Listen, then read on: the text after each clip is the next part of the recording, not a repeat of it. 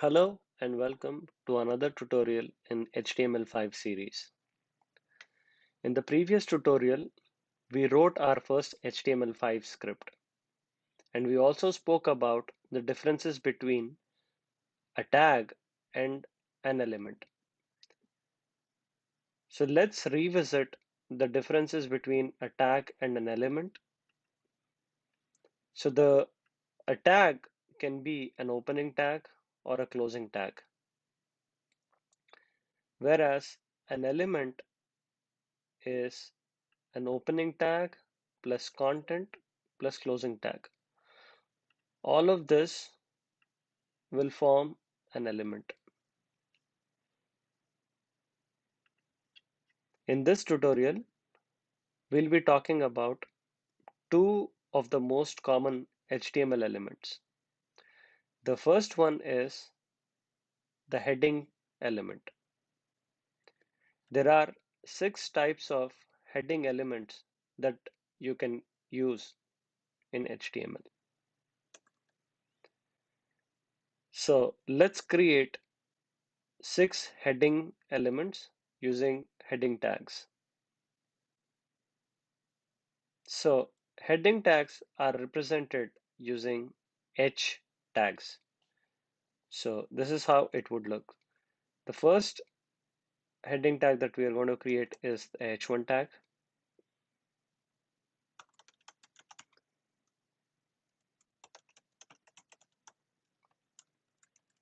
Let's copy paste this for 6 times and then let's change them into different elements.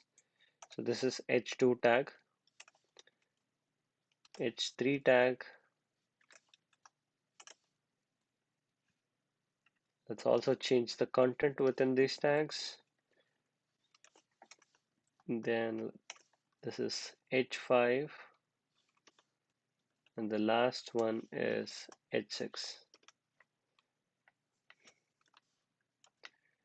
So let's save this and run it in the browser.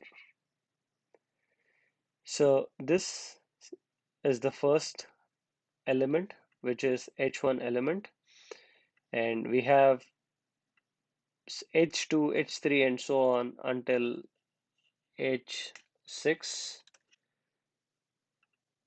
As you can see that as we increase the value of the H tags or H elements, header elements, the font size is getting smaller and smaller.